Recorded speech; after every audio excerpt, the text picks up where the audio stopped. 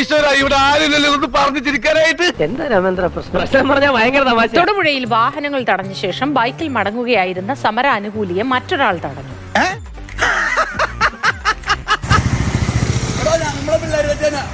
നീ ഏത് തിണ്ടിയാടാ? എന്നോട് കളിക്കാൻ ധൈര്യം വാടാ.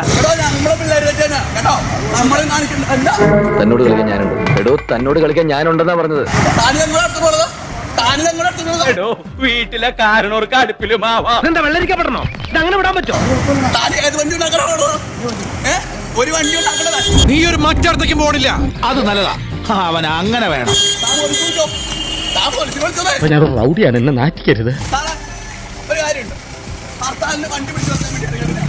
അങ്ങനെയാണെങ്കിൽ വണ്ടി നടന്നു പോയിട്ട് അത് ന്യായം. അവൻ ഓവർ സ്മാർട്ട് ആവാനുള്ള ശ്രമമാണ്. അവനാണ് ആൺകുട്ടി. നടന്നു പറഞ്ഞിട്ട് ഇറക്കിട്ട് വണ്ടി പിടിച്ചു കൊടുക്കും. അത് വേറെ വണ്ടിയല്ല, അത് വണ്ടിയെ ഓടിക്കുന്നത്. പിന്നെന്താ വണ്ടിയല്ലാതെ കുണ്ടിയാ? നടന്നു പോയിട്ട് പിടിച്ചു കൊടുക്കോ, ഒരു കുഴപ്പമില്ല. എന്നെ ഒന്ന് കൺട്രോൾ ചെയ്യാ. ഈ വീട്ടിൽ ആരും ഇല്ലെന്ന്.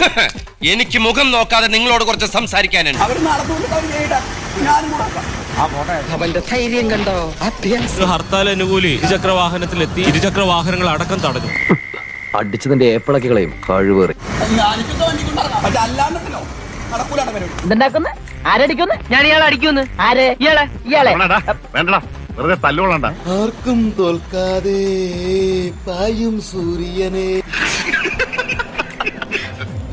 തന്നെ ചോദ്യം ചെയ്ത ആളെ അറസ്റ്റ് ചെയ്യണം എന്നുള്ളതായിരുന്നു ഈ സമരാനുകൂലിയുടെ ആവശ്യം. ആദ്യം ഈ സംസാരിക്കുന്ന വ്യക്തിയെ ആദ്യം അറസ്റ്റ് ചെയ്ത് ലോകപ്പിലാണ്. പക്ഷേ അതിന് പോലീസ് തയ്യാറായില്ല. ഒടുവിൽ അദ്ദേഹം കാൽനടയായി മറ്റൊരു സ്ഥലത്തേക്ക് പോരേണ്ടി വന്നു. എന്തായാലും കലക്കിടാൻ നിന്നെ ഞങ്ങൾ സമ്മതിച്ചു തന്നിരിക്കും. സത്യം കാത്തിടാൻ കാവൽ കാപ്പവനെ. അപ്പൊ ഞാൻ പോട്ടെ. എന്റെ കാര്യം കൂടെ ഒന്ന് പറയടാ.